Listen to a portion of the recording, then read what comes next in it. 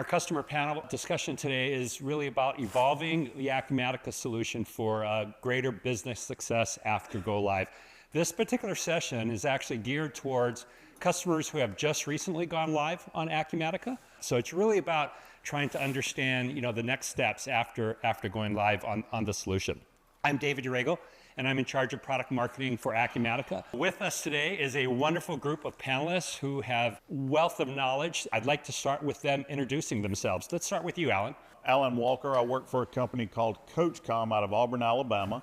We manufacture and sell electronic communications equipment to 3 different industries. One is the sports industry, so think of the football coaches on the sidelines. We are also in professional audio, so think of like NBC Studios downtown New York at 30 Rock. And then on the industrial side, cities have pump trucks for sewage and stuff. They're very loud. I was hired as the EVP of Program Management. I hope one day I get to do that job.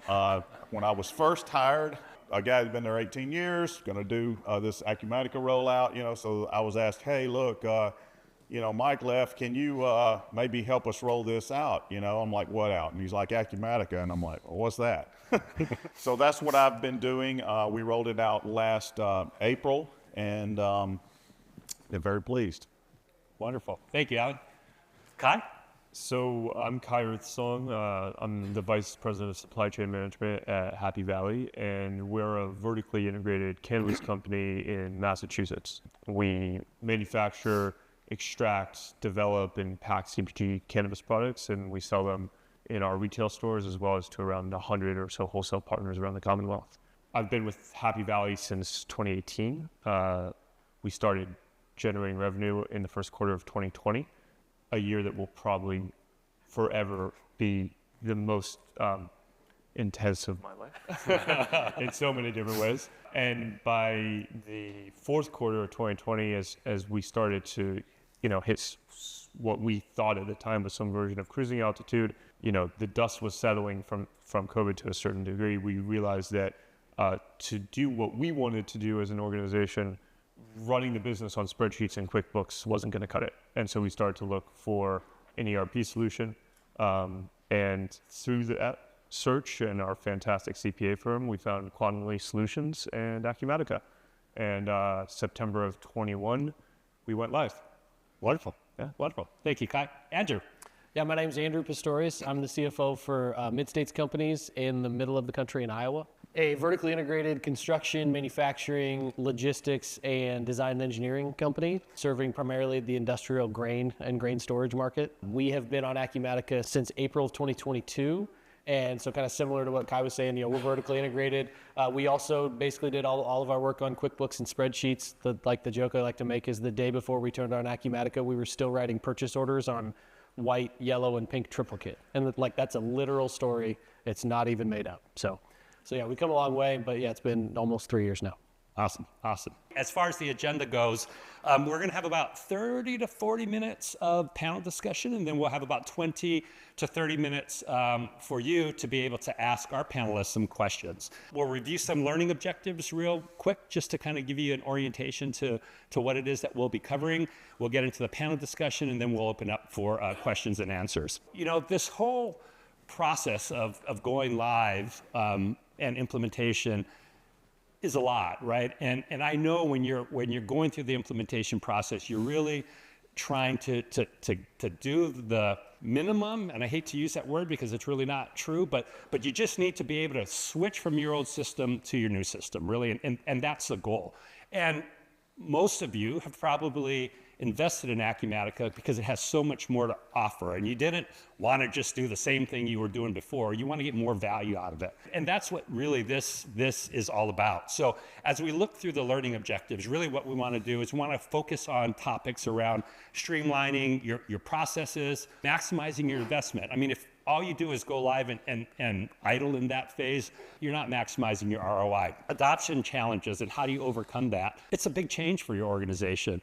Whoever's doing, the day-to-day work, right? They had a way of doing it before. So we want to talk a little bit about some adoption challenges and then secrets to keeping current. We didn't just develop the product and we're going to keep the product as is. We're constantly innovating. I'm sure every one of you just came from the product keynote and you see all the stuff that we're putting in there, and it's just mind-blowing, right? Trying to get your head wrapped around how are you going to leverage AI and ML and all those sorts of things. So it's really, really important that you have a strategy in your organization so that you can take advantage of the new releases that are constantly being put out by the company. Lastly, how do you adapt an approach for continuous improvement? So those are some of the learning objectives. That's what we hope to impart on you today. We hope when you leave that you have a good sense from these gentlemen about what they did to be successful in their organizations. And we look forward to inviting you at some point to be an industry leader for Acumatica. So with all that, let's get into it. First thing I want to focus on is the post-go live surprises and streamlined processes. And Alan, I'd like to start with you. So after going live, what capabilities with Acumatica pleasantly surprised you and have had a positive impact on your organization? One of the things, and it's kind of basic, but it's just how easy to use the system is. I mean, when you're training new people, you're rolling out a system, you know, it's not a specific capability, but it's a set of capabilities, and it was just so easy to use. I mean, I was telling them earlier, within a month of going live, you know, I'm getting 1-2 questions a week, which is just unbelievable. And it's continued that way. So, and that's not to say there weren't, you know, issues along the way. The other thing was that, you know, you don't always get it right. You've imported all this data, you know, and you figure out, wait, I should have brought it in this way, I should have brought it in that way. So, you know, it was, you know, having the import scenarios that we had to use to bring the system live were also useful after we went live. And, you know, having, you know, our VAR Copius, who's back here with us, helping us through that was amazing. And now, of course, we do most of that ourselves because we learned it, and it's so easy, right? You were probably bracing yourself for a whole bunch of questions, and like you said, you only had 2 or 3, you know, within a week, give or take. Yeah, that's awesome.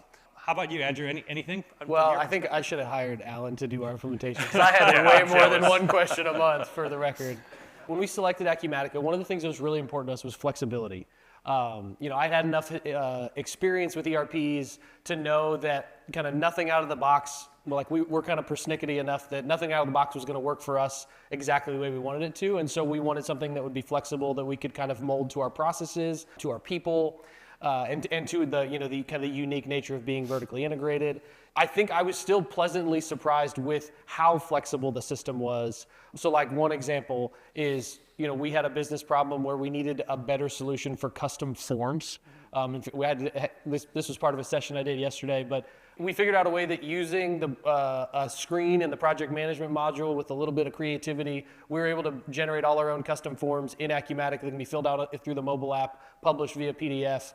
And it really was a pain point for our business. Like we have active litigation on something because we didn't have a good form recorded and saved and things like that. And so it was a key requirement that the system had to be flexible. I think we've still been pleasantly surprised by how flexible it is and how flexible it is without, you know, me having to be a developer or pay a developer. Love it, love it. Let's move on to the next one, which is tips for success and pitfalls to avoid. Digital transformation is huge, right? I mean, you set out on this journey. And there's pleasant surprises like we were just discussing. There's things that happen that you have to rebound on. So what I'd like to do is maybe start with you, Andrew, on this and say, you can ask you, what tips do you have for others to get more from their investment in Acumatica post going live? Yeah, I think there's a couple things we talk about. Often I will tell people, like, don't let perfect be the enemy of good. You go through the selection process, you know, the whole team now understands you're going to go put in this ERP, and everyone imagines smoke and lasers and, you know, all that sort of stuff, and everything's going to be great and perfect. And it's not, just to be clear. It won't be perfect immediately. A lot of times we talked about, like, hey guys, we don't have to, you know, this is a long-term thing that we're trying to implement. It's going to solve a lot of problems in the long run. But for right now, let's make it good for what we need to do today. And yes, we're going to aim at perfect, and we're going to keep walking in that direction. But it doesn't have to be perfect today. We just have to keep making progress and keep, you know, just kind of keep improving the way that we use the system. One thing that was unique about our system, you know, I mentioned that we were on QuickBooks and spreadsheets. There was a little little bit of like secret sauce in being that unsophisticated because our company we didn't have a system, right? So no one had any expectations of what should be on a report because they didn't have any reports. And so it's like, well, you guys were really disorganized. Yep, we were. But so that's like, I would say, if that's you, and I would suspect there's a fair number of you out there, like, don't hide from that. Like, don't try to get everything perfect as it is. Say, hey, what's critical right away to be good at? And then just map out how can we, what's the thing we want to do next month and the next month and the next month and the next month. Because in between those periods, you're going to end up with something that you didn't think of and you got to scramble and kind of fire drill your way through. But, having this like perfect mindset when really what you need to do is kind of be faithful as you go has really made a difference for us to kind of just, hey, keep putting one foot in front of the other and watch the system grow underneath. Yeah, it's a journey, definitely. Yes, absolutely. Right? Yeah, cool, very cool. Kai, how about you? Do you have any things you want to share? Yeah, to Andrew's point, it's not going to be perfect off the jump. And in our experience, some team members were really excited by the possibilities, and many were not. In our organization, we have a huge amount of passion for what we create, and a lot of the people responsible for operations, sales, marketing, they wanted to focus on those things at that stage in the company when we were really, really young. You need buy-in to get this done well. Shocker, everyone knows that, right? My main tip for getting that buy-in is create passion and deep understanding of the possibilities with your CEO. If your organization is like ours, hopefully it is, your CEO leads the vision and he sells initiatives downstream, he or she, right, sells initiatives downstream and gets people on board through positivity. There's gonna be departments butting heads. The people who are responsible for implementing the system are going to face resistance from the people who we are hoping are going to put high quality data into their transactions. Getting those people on board our CEO is instrumental for that, because he really believed in it and he was passionate about it. Yeah, same here. The entire project was driven by the president and owner of our company. I mean, he was like, we've got to modernize. We have three disparate systems. We had a PLM system in engineering. We had a CRM system in sales and support. And we had a ERP system that was built in 1980 something. The reason I only had like one question after a month or so per week or two, per day, it was really per day, but still, was because we, how we used the train-to-trainer type process and everything. And we had really, really strong people in our supply chain manager who's here at the place with me today. The guy that was our sales manager, all these people were so instrumental in taking those questions off of me. I mean, they owned it. And so we were just very fortunate that we had those people in there. And I've been through a lot of ERP implementations over the years. It's not that way normally. We were very fortunate from that. Yeah. Finding that functional powerhouse, right? Who can be the sounding board for their peers is super important. Okay, how about pitfalls? Any pitfalls that you want to warn people? Say, hey, stay away from this. One of the things when I've had people ask me about Acumatica and if it's right for them, there's a certain level of complexity your business gets to when you say, hey, we need something more. Like, I think all of us had that, we've all had that experience. I also think that there's a certain, you need at least one of a certain person in your organization, and not necessarily at, at the leadership level, but, the person that's going to keep the gears going, even if things are starting to slow down a little bit. I usually just say you need a nerd. Acumatica is a complicated system. It's capable of a lot of stuff. If you just use it straight out of the box, yes, it's a perfectly competent system. You can use it. It's really great. It gives you good reports and it gives you dashboards and all this sort of stuff. But the power of the system is really tailoring it to your business, your organization, your workflows, your customers, all that sort of stuff. And so a pitfall would be not having that person that's able to really kind of be the pivot point, whether that's just between you and your VAR, who's able to say, hey, I know what the business needs and I know what the business will accept. Even if I don't know how to build it, I can be that kind of liaison. I think that's really, really important. in order to be successful and really get the value out of your investment. Out of curiosity, Andrew, actually anyone, is that something that just kind of happened organically within your organization, or did you like say, hey, Sue, you're going to be that person? Fortunately, we had a similar situation to Kai in that our COO was very clear, like, hey, we need to go get a better solution than QuickBooks and spreadsheets and Google Sheets and this other stuff. For us, it was me because I'd gone through ERP implementations before. I'd seen them at Fortune 500 companies and also then kind of, limped along in organizations where we didn't have one. And so I had a fairly good context for how to do both and where a little bit of the sweet spot was. But I think what ends up happening is even if you have a leader that says we need this, I don't think they're going to push for, I think most people would be smart to say, well, yeah, we might need that system, but until I've got the person in the room, I don't think most people are going to push for it unless they can find that person. Yeah. Yep. Yeah. Awesome. Yeah, just to totally echo what you said.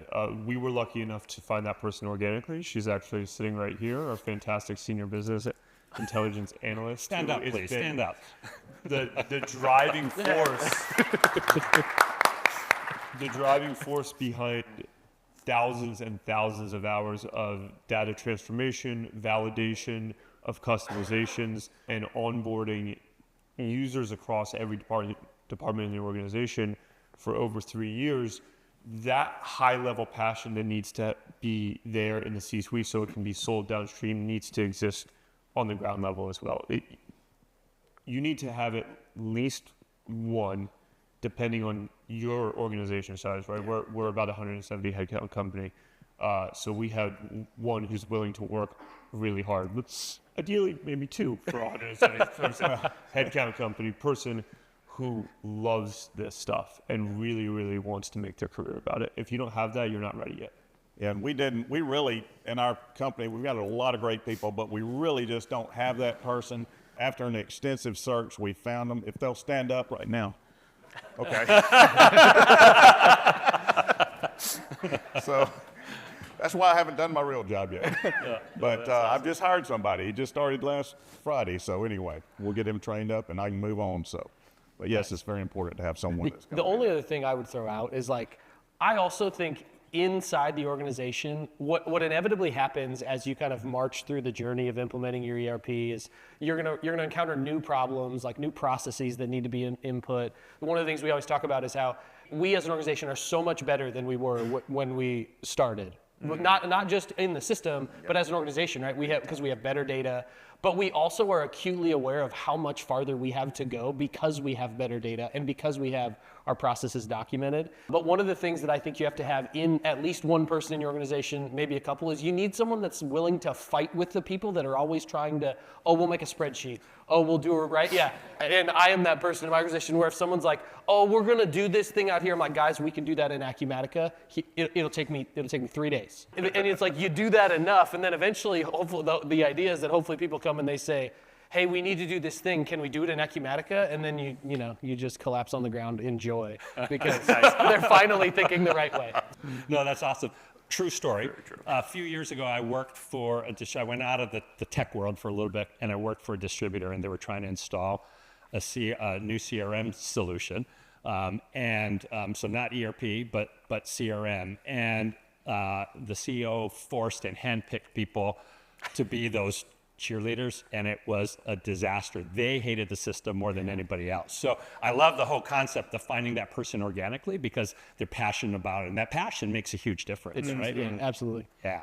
Cool. All right, so let's talk about user adoption strategies. And Kai, so let's start with you. What are the key challenges you faced in getting users to adopt new capabilities, and how did you overcome those and measure, the overall adoption of the organization of Acumatica?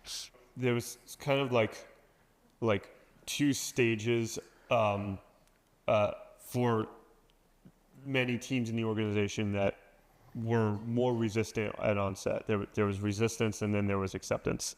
And once acceptance set in, what we needed to do is really support them and get them to a spot where they felt comfortable and they felt like they had the backing of the, information wizards of the organization that spend their time behind monitors, behind these people who spend their time making things and handling things.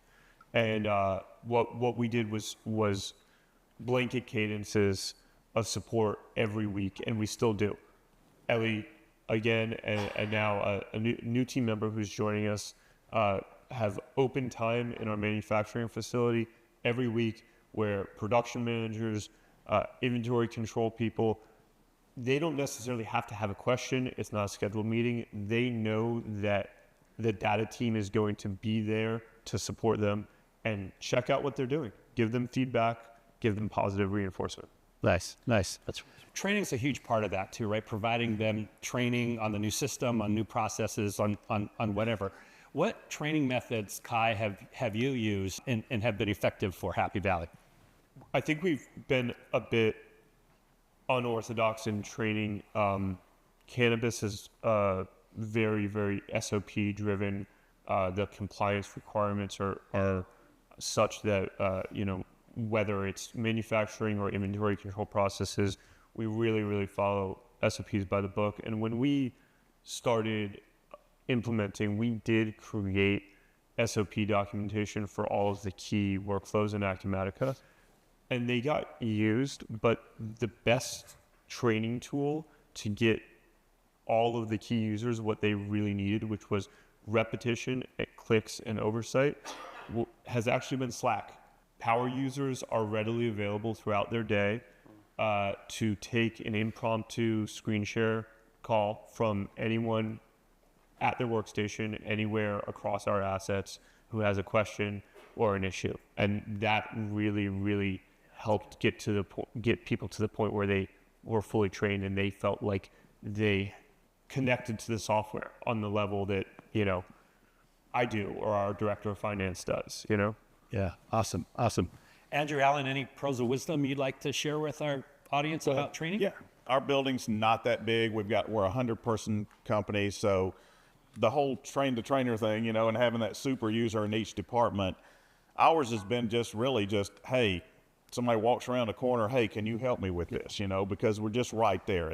Each department is so close. There's no reason to try to get on a Slack call. It's just right there, Yeah. And so that's helped. If we were the company I just came from that was 850 people over 3 states, that wouldn't work. Yeah. Right. So I think everybody's got a different way of that, handling that. We try to drive SOPs, as much as we can. And one of the things we've started to do, and it's not the most convenient thing to do if you're the one creating the SOP, but what we started to do is a lot of the ways that our users end up interacting with the system is they do it, through a GI or through a primary list or something like that. What we did is we added a side panel in a GI, which is super easy to do. You literally just do it in the GI configuration. You don't have to do it in the customization. And so what we do is in the side panel, we just add a tab, side panel that says help me.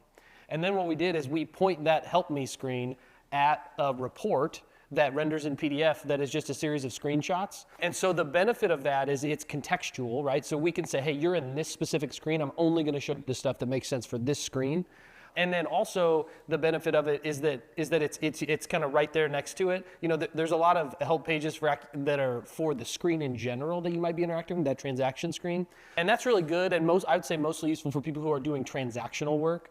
But if it's a guy clocking into something, or if it's somebody that's trying to process a packing list or something like that, it's not just that we want him to know which buttons and which fields to fill out. We also want him to know how we do it like the mid-states way, because we've said, hey, that field's not important to us, we're going to hide it. Well, the default screen is going to tell him he needs to fill that out, and we're saying, it's not really important to us. And so we've been able to create a little bit more context and simplify for the user with something that just sits there on the right-hand side of their screen. We've only started doing that probably in the past 3-4 months. And it's something we're trying to lean into more and more, because then like the SOP thing, the hard part about it is that where do they live? Well, it's in Teams, it's in a Google folder, It's on the server. Oh, well, which version is it? Well, oh, somebody copied it. Well, is it version 1 or version 1 final? Or is it version 2 final?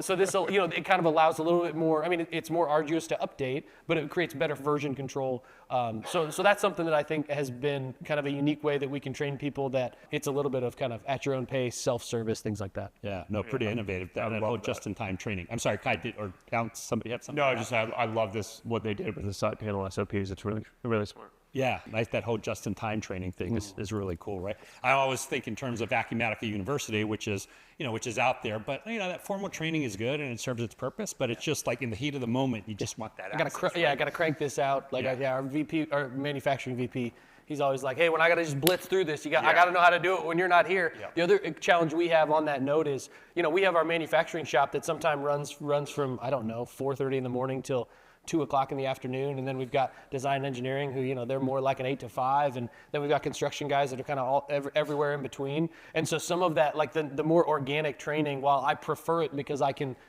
make the guys not feel bad for not knowing stuff and things like that, it just isn't as possible because I do get to the office early, but not usually at 4:30. That's good. That's a good thing.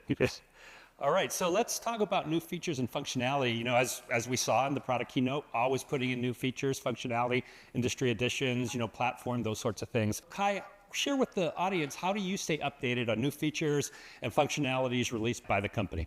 Andrew made the point a few moments ago that, part of what is so exciting, a big part of what's so exciting about Acumatica, and certainly why we're here, and I'm sure many of you are as well, is how versatile and customizable it is. So a lot of the new features of substance for Happy Valley that we've rolled out over the past 3 years are features that we have custom developed hand in hand with our VAR quantum wave solutions.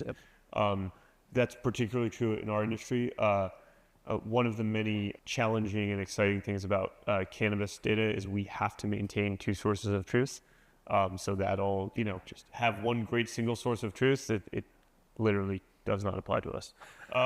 So that's been fun from an integration standpoint, but we did it. So, as far as just out of the box updates, we have a really close relationship with our VAR. We do weekly cadence calls. They have their ear to the ground with everything that's going on with Acumatica, and they tell us about the exciting stuff.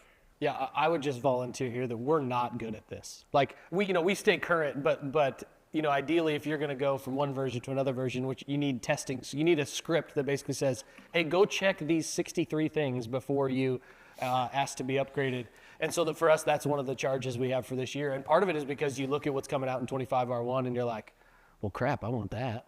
And so, it becomes more important. But it's just one of those things that's hard to work on the business when you're working in the business, and that's really what you're doing when you build those testing scripts. But that's the thing. One of the kind of initiatives we have for this year is to get better at this. We haven't upgraded our version since we went live. Now that's we went live in April, middle of April, so it hasn't been that long. You're good.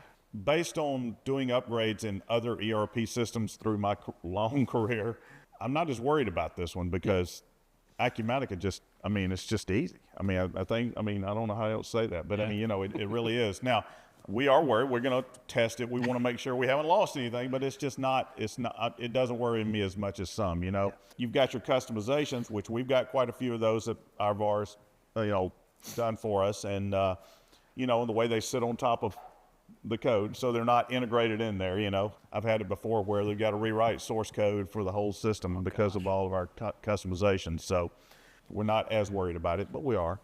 Yeah. Well, there's something to be said about letting the organization, no matter how big or how small, acclimate to the new system too, right? So if you're just forcing new stuff down when they just went live, not the best thing to do necessarily. Yeah, we generally stay one release behind. Same. Acumatica. You guys as well? Yep. Nice.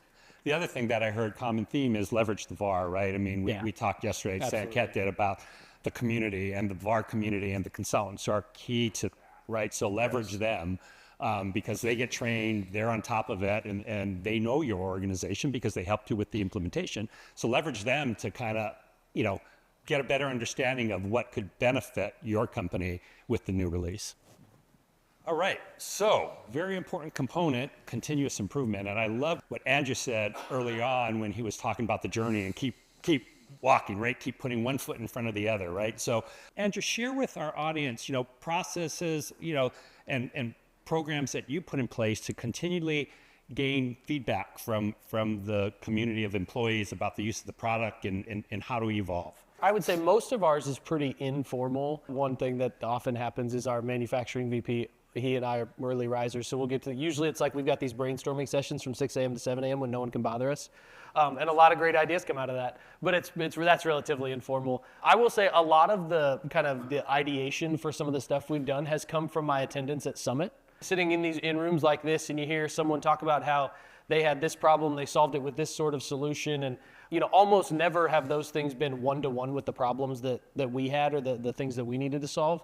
But oftentimes it was enough to like it was lighting a fuse to say, oh, well, we have something that maybe is similar-ish, and then being able to kind of work with your VAR to say, hey, I saw this, here's what I was thinking, what do you think? So that's been really big for us, for our organization, is for me coming here and just being able to kind of be a sponge and see what's happening. And then like one example for us as far as, I came to Acumatica Summit, met the guys from Velixo, saw their tool that's kind of this bi-directional sync with Acumatica. And so, our front door business for us is construction. And so, but we're not, we're 90 total employees across all our businesses. So like a lot of small to medium-sized construction companies, we estimate in Excel. And one of the challenges always with that is you estimate in Excel, and then we write a proposal, and then you just hope to goodness that your sales guys, who maybe aren't always the most detailed, have done a reconciliation between the price in Excel and the price in the proposal. And then the customer asks for a revision, and then they change the proposal, but they didn't change. Is that anybody? Yeah. They changed, but they didn't change the estimate. Or the classic problem of like they're just highlighting cells and getting their totals, and then they type them into the proposal, and then if anyone just typed all the numbers into a calculator, they don't actually add up because the rounding is off. Sorry, these are like nerd problems, but like this has been like a continuous improvement thing for us. Is we used to estimate just in Excel, and then we started to think, well, hey, how can we make this process more integrated with Acumatica, leverage the technology, leverage the project structure of the construction module. And so what we've been able to do now is our guys have a pretty, it's a relatively sophisticated Excel model, but when they're done with their estimate, what we basically tell them to do is, hey, estimate the way you write the proposal. So if you're going to have a specs in the proposal that explain everything about that drag conveyor, that bucket elevator, put them in your estimate. And then they click a button and it uploads all this stuff to the project. And once it's done uploading, it runs a hierarchical PDF, and that's their proposal. And so then the customer asks them for a revision. They go change the Excel file, which then automatically reconciles back to the job once they re-upload it. And so, I mean, it's like every estimate we do, it saves a day. Nice. And, we estimate hundreds of jobs a year. And that was born out of the fact that, came here, saw Velixo, saw what it could do, talked to the guys at their booth, and then said, hey, that might work for us. Let's go back and play with it a little bit. Nice. Love it. Love it. Guy, Alan, anything to share along the lines of continuous improvement? We distribute all the products we make ourselves, and cannabis products are lab tested, and they have certificates of analysis that must be delivered to the buyer for every batch sold. Our inventory and fulfillment team used to spend multiple hours a day simply downloading PDF COAs from the lab portal and putting them in a zip folder so they could attach that zip folder to the shipment email. And of course, we automated all of that. The COAs come into Acumatica through our lab portal via API. And when a shipment is confirmed, an automated shipment email goes out to end users. So the double-digit man hours saved per week. So that's like a very specific example. And then like high level, I think you have to have your North Star, particularly if you're a company that's doing multiple different business verticals like we are. It's a massive system. You can do so much. Our North Star for the past 3 years has been getting the most granular, accurate, batch-specific actuals that we possibly can. We want to know as much about our cost of goods manufactured on a lot level as possible. And so that North Star has driven a lot of our continuous improvement, Nice. Yeah, that's good. Yeah, one of the things that is kind of off topic a little bit on this, but it kind of follows one of the things you said, is that our manufacturing department, our supply chain management department, doing production orders and just production planning, that was a 2-hour process in spreadsheets. And I mean, it was an arduous process, and it was not always right. And now I asked the guy, he's with me here today, and I said that peg, they called it a peg report. I don't know why, but anyway, but that peg report, how long does that take you now when you do that in Acumatica? He said 4 to 5 minutes. Jeez. Wow. It was 2 hours, and it's accurate, with 4 to 5 minutes. That's awesome. So, us being, again, a small organization in one building, we have people just coming to me. I mean, they just, hey, can we do this? Okay, sure. Nice. Whatever. Let me call Chuck back here at my VAR, and I'll tell you in a minute. That's awesome. Awesome. So those are the questions that we had for our panelists, and I want to thank them for sharing their insights. It's now your turn to ask our panelists some questions. So there's a microphone here in the middle aisle. Curious for each one of you what ISVs you may have used and why. Yeah, Velixo's the only one we use. I don't think we are using any marketplace ISVs. We have lots of integrations. Oh, gotcha. From our More like industry specific. industry-specific lab portal. Yeah. Yeah, I mean, we've got only really integration we've got as a BI tool that we have. Okay. But Data self for our Tableau and our BI. Thanks, JJ. well, there you go. So, Andrew, I know you made a comment about not trying to be too perfect, and this can go for either any of you all. Did you have situations where somebody in the company or some things were set up probably a little too perfect, and now you're having issues?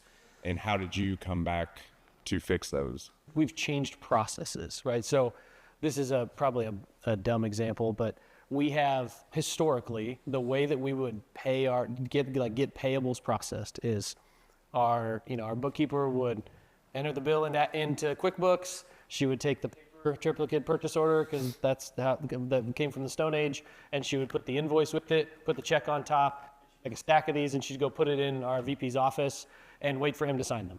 So we did that even in Acumatica for a long time, just because of the I don't know, I would say the emotional cost to me of change management. And so we finally digitized that. And the challenge we've run into now is, so it's like, okay, well, this is better, right? Because at least now, if he takes that check and hands it to you over there to approve it, I don't know that. And so the vendor calls and says, hey, where's my payment? And I said, well, we printed it 3 days ago. And they're like, well, am I going to get it? And I don't know. The digital workflow was better for us, but the problem now is that really we're a step removed from where that approval workflow should be, right? So it really should be at the bill level, not the check level. But we did it like that because that's what we were used to. So it may have actually been that we didn't try to make it perfect. We did it worse because we just didn't want to deal with the cost of change management as much as we should have, and just kind of rip the Band-Aid off. So maybe that's not a great example, but it is one where it's like undoing some of the procedural stuff that you put in can be hard, especially if you've got users that are reluctant to change, because it's like, hey, you finally got them doing it and they still hate it. And now you're saying, hey, I'm going to change it on you, and they already are uncomfortable. You've changed it to this point, so you know they're not going to like the future change. Anyway, lots of feelings.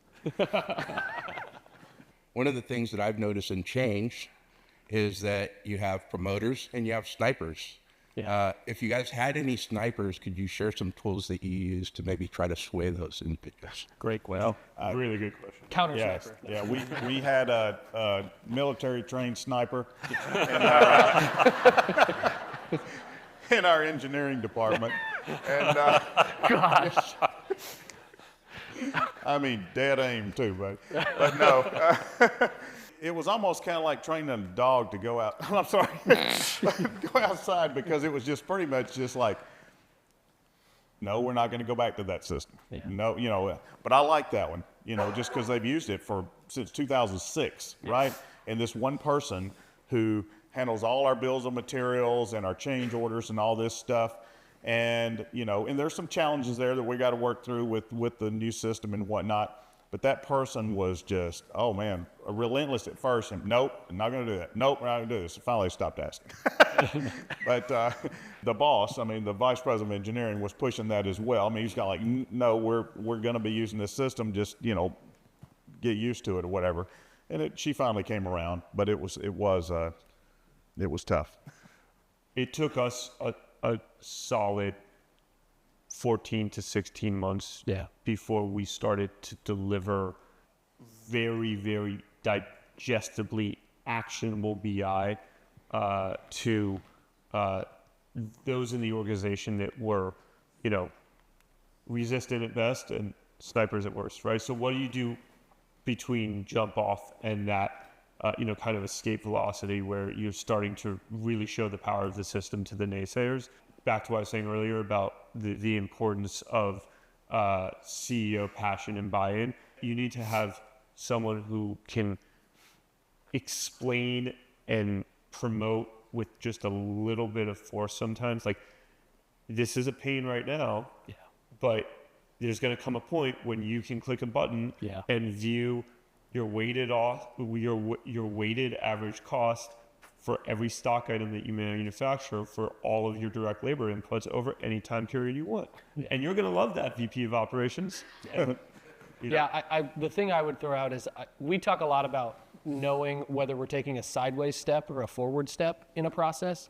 And so a lot of times, we, you know, like when we've gone from a system to a system, you know, it's like, hey guys, let's talk about what we're really doing here. Are we trying to go just to replicate what we're currently doing and saying we'll optimize later, or are we trying to take a step forward?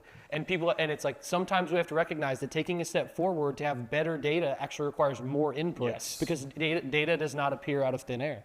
And so I think that language has been really helpful for our organization to think about, like, okay, are we stepping sideways? And then also picking like for me, a lot of it is picking my battles where it's like, hey, they want to do this in Excel.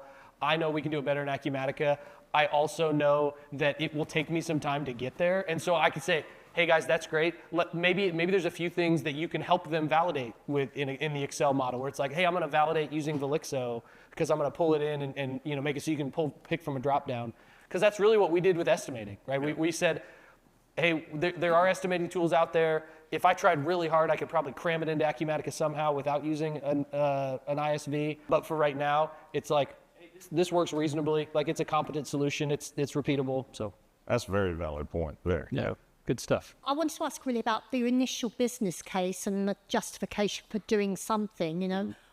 What was that? And have you started to see, or when do you think you'll be in a position to say to your management, yeah, we've achieved our original objectives? Our initial business case was inventory control and like I said, you know, capturing true actuals for all of our manufacturing processes, all of our labor and materials, and yes, we got there at different stages. Inventory, having very dialed in inventory control across all of our different warehouses came first. We've hit some very, very exciting plateaus with the data quality and the cost actuals over the past, really like the past 6 months, and it's going to be exciting 2025 in that domain. We had a lot of aged systems. I mean, very old systems, had not upgraded them forever and ever. We had 3 separate systems, as I pointed out before, and our end user items that we sold to the products that we sold to our consumers, those items had a different item number for the exact same item in all 3 systems. I have no idea how they ever did this, how it ever worked, but we have seen, as you can imagine, now that it's all one item number, you know, that one kind of tells itself. I mean, it's been awesome. So yeah, for us, so one of the major charges for us, so we have 4 primary businesses. We also have some, like, we're a family-owned company, and so if you've ever been around family-owned companies, there ends up being like some weird one-off businesses. I'm sure some people in here can attest to this. We wanted a system to capture all of the financials, right? Because it's like, well, all of those financials matter. We wanted to have a dashboard that says, show me my cash balance across all the businesses, even if it's a car wash. And like, we wanted to be able to see what's the total debt on the kind of the overall organization. And so that was a big one for us because before we had 2 QuickBooks files, one for construction, one for manufacturing that didn't talk to each other.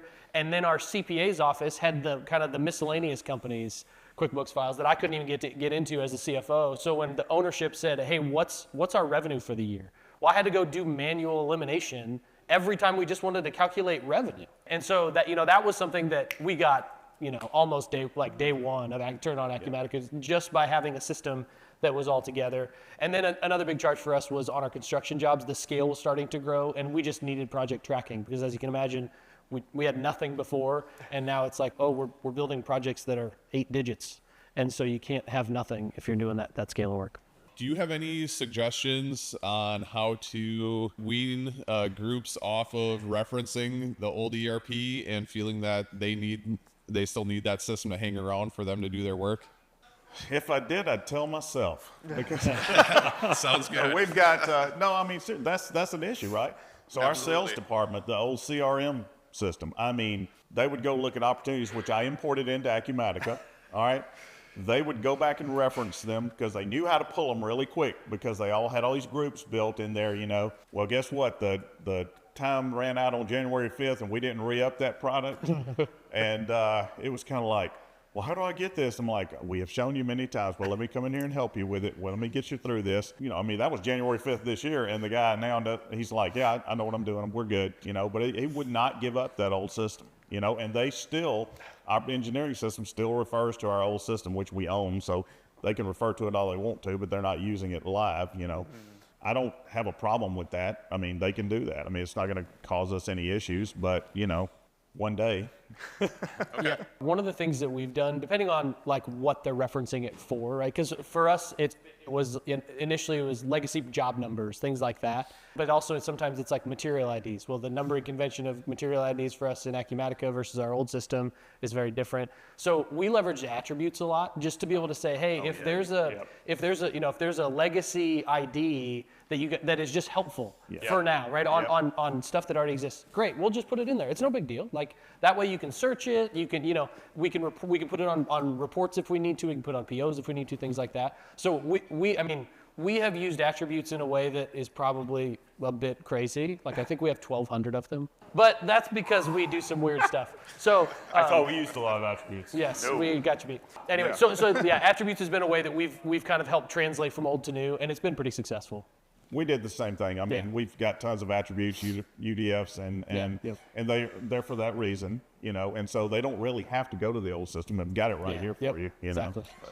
Acumatica Quick Search is really good. And in my experience, a lot of people get in front of a GI and they're daunted by the amount of information. Yes. And just making sure that those that are building GIs have Quick Search enabled on all of the right columns. Yeah, that you thoughtfully do it. Yes, and then you show people how easy it is to start keystroking. Yes. Just about any string in and get results is actually very, very helpful. Because then they get excited. They're like, oh, I hate having to click contains instead of equals, and it's like, well, just go to quick search, start typing. exactly. Yeah. This question is for Andrew. We're a construction company in Austin, Texas, and we implemented Slack about 1.5 years ago, and that's been transformational for our business, connecting the field to our office. We've been at Acumatica for 6 months, and it's been great for the back office, but not yet transformational for the field. Yeah. So I'm curious, I mean, if the information from Slack, if it ever interacts with the information that you're trying to capture in Acumatica, because for us, they're just kind of an internal communication tool, pictures, stuff like that. And then Acumatica is the costing side that kind of is a whole different thing. I did a session yesterday on field to office communication, and we do basically all of that sort of stuff with the project management module because we use daily field reports. And it's been really successful for us. It certainly has had growing pains because we've had guys that were used to like doing the minimum amount of data entry. And I also think it depends a little bit on the scale of your jobs. Like if you got a bunch of $20,000 jobs, it's a little bit harder to make people jump from create 6 daily field reports a day. But I firmly believe we've probably gotten more out of the project management module than maybe any other customer that Acumatica has, because we did this custom forms thing in it. We built a time clock in it. And then we also use it for some of its intended purpose too. We use Teams, but our superintendents are not using that to communicate back to the office at all. Almost all that communication is they're recording kind of progress and updates and issues and photos on their daily field report. When they get done, they hit complete. It goes to the project manager for approval. They get a nice pretty PDF, and when the PM approves it, we kind of route that on to our leadership team. We have an accommodation to forward it on to our customers also, and so you can present a really good foot forward there, and it's standard. So Thanks. yeah. Good stuff. Awesome. Well, how about a huge round of applause for our panel? Thank you.